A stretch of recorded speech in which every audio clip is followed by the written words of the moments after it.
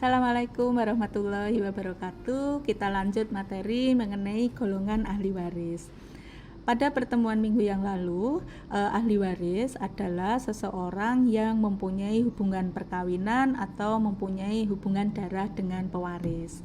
Nah, berdasarkan ketentuan pasal 174 Kompilasi Hukum Islam, ahli waris itu dapat dikelompokkan menurut hubungan darah, yaitu golongan laki-laki terdiri dari ayah, anak laki-laki, saudara laki-laki, paman, dan kakek.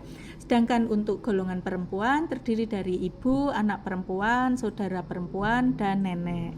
Sedangkan menurut hubungan perkawinan, ahli waris di sini adalah suami atau duda atau istri atau janda.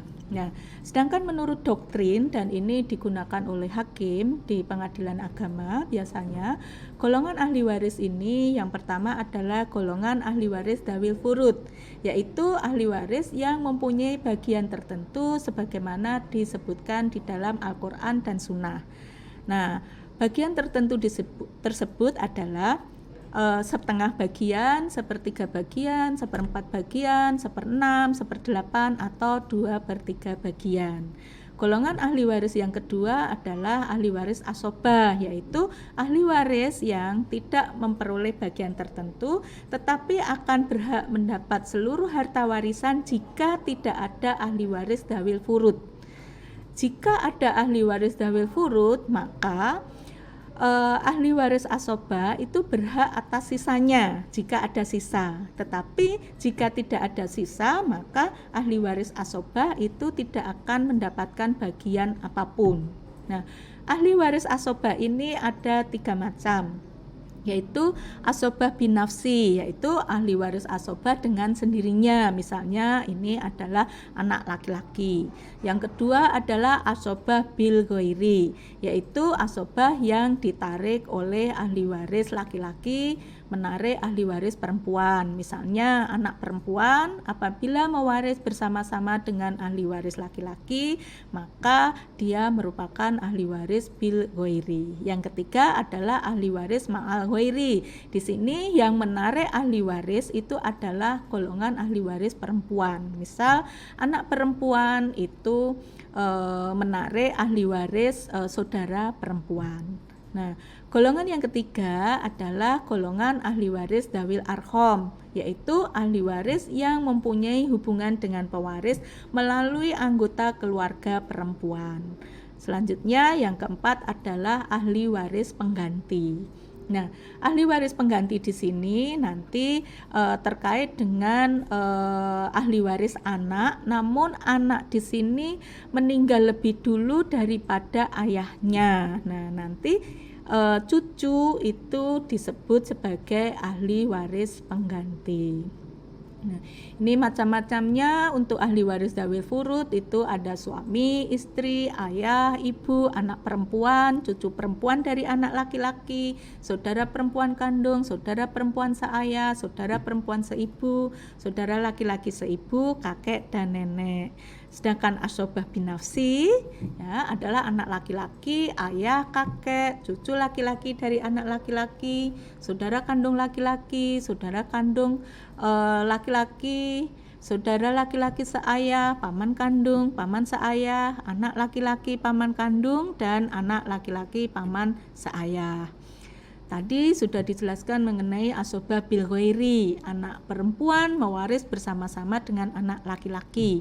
Nah, ini sampai keturunan ke bawah. Sedangkan asobah ma'al ghairi tadi ahli waris asobah karena bersama-sama dengan ahli waris keturunan perempuan. Saudara perempuan kandung mewaris bersama-sama dengan anak perempuan atau cucu perempuan, semuanya dari anak laki-laki, atau saudara perempuan seayah mewaris bersama-sama dengan anak perempuan atau cucu perempuan dari anak laki-laki. Sedangkan ahli waris dawil arham itu adalah ahli waris yang mempunyai hubungan darah dengan pewaris melalui anggota keluarga perempuan. Ini sudah sangat jauh hubungan darahnya, walaupun suatu saat nanti dia apabila ahli waris dawil furud tidak ada, ahli waris asobah tidak ada, maka barulah ahli waris dawil arham akan mempunyai bagian. Nah, ahli waris mawali di sini ahli waris yang menggantikan seseorang untuk memperoleh bagian warisan yang tadinya akan diperoleh oleh orang yang digantikan itu seandainya ia masih hidup. Nah, contohnya adalah cucu dari orang tuanya yang meninggal lebih dulu daripada kakeknya. Nah, cucu tersebut mewaris dari kakeknya. Orang tua cucu yang meninggal dunia itu merupakan penghubung antara cucu dengan kakeknya. Nah, berdasarkan golongan ahli waris tadi itu akan dibagikan, pertama kali adalah ahli waris dzawil furud yang mempunyai bagian tertentu. Kalau ada sisa baru diberikan kepada ahli waris asobah. Kalau tidak ada sisa ya berarti ahli waris asobah nggak dapat. Maka otomatis ahli waris dzawil arham itu tidak akan memperoleh bagian.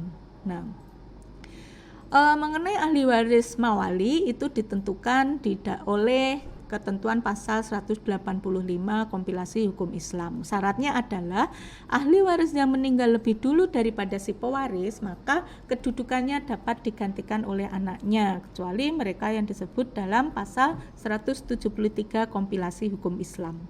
Dan bagian ahli waris pengganti tidak boleh melebihi dari ahli waris yang sederajat dengan yang digantikannya.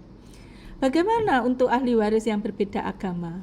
Nah, menurut pasal 172 kompilasi hukum Islam, ahli waris dipandang beragama Islam apabila diketahui dari kartu identitas atau pengakuan atau amalan atau kesaksian.